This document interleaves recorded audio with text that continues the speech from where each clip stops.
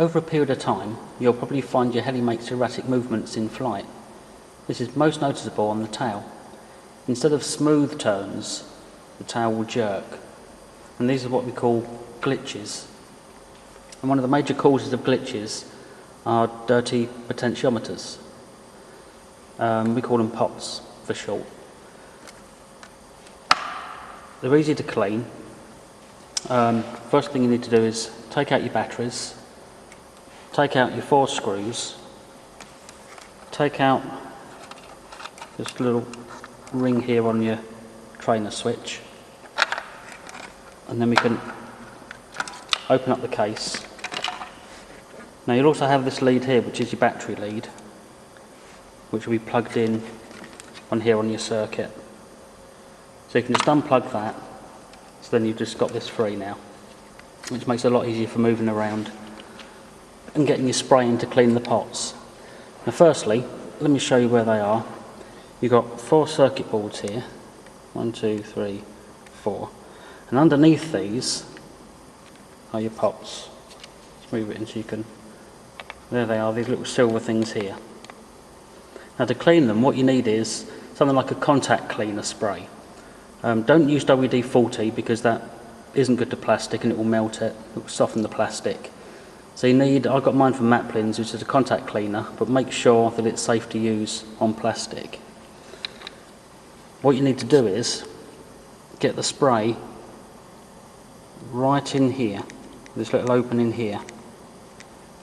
You want to put a spray in there, turn round, get one into here.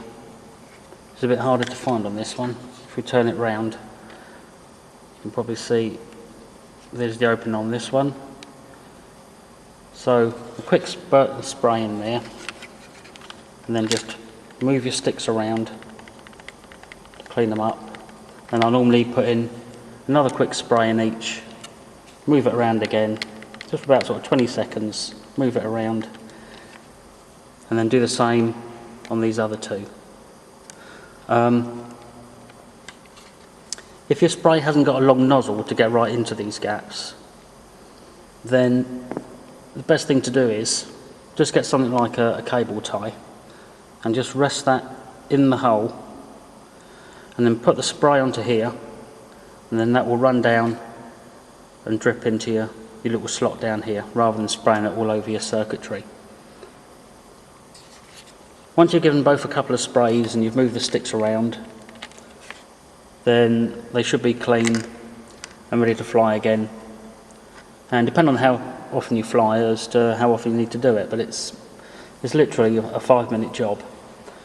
If I can just show you, I've got a diagram up here, just to zoom in a bit.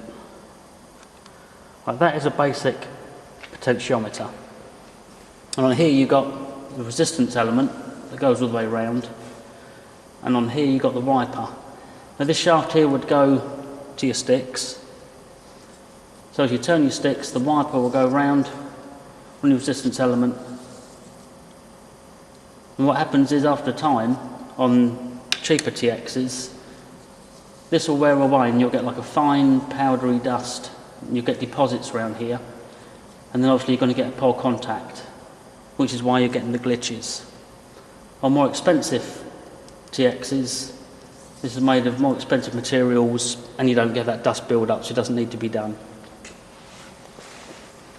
One more thing we can do while we've got the back off, let me just bring the camera back down again. One more thing we can do is the ratchet. Now, a lot of people don't like the ratchet because when you're hovering, you'll often find that one click up will make it rise, one click down will make it drop, and you can't just get that dead steady hover. So if you remove the ratchet and you've got a smooth action, it's a lot more accurate. You can get it exactly where you want it. Now the ratchet is simply this arm here, that's on this little ratchet that's connected to your gimbal here. There's a few different things you can do. One simple thing you can do is simply move it out of the way. That for some people though is too loose, as you can see.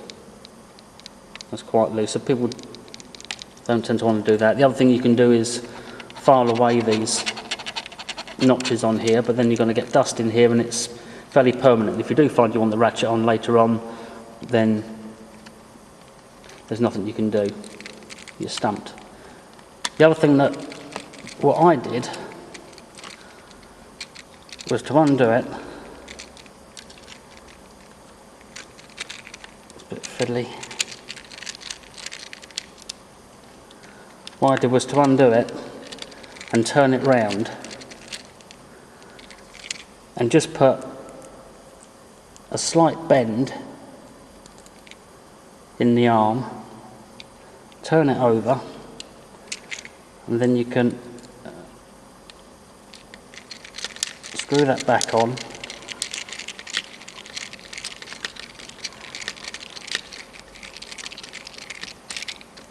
Get it over the arm.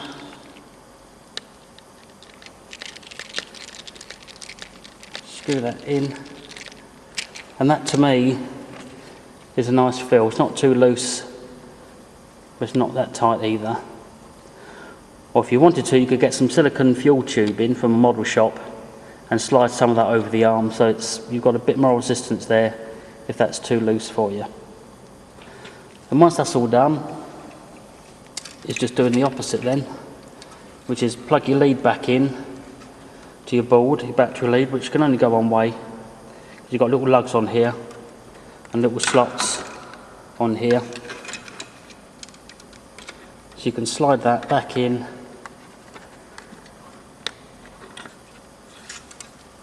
Put your switch in here, back through the hole,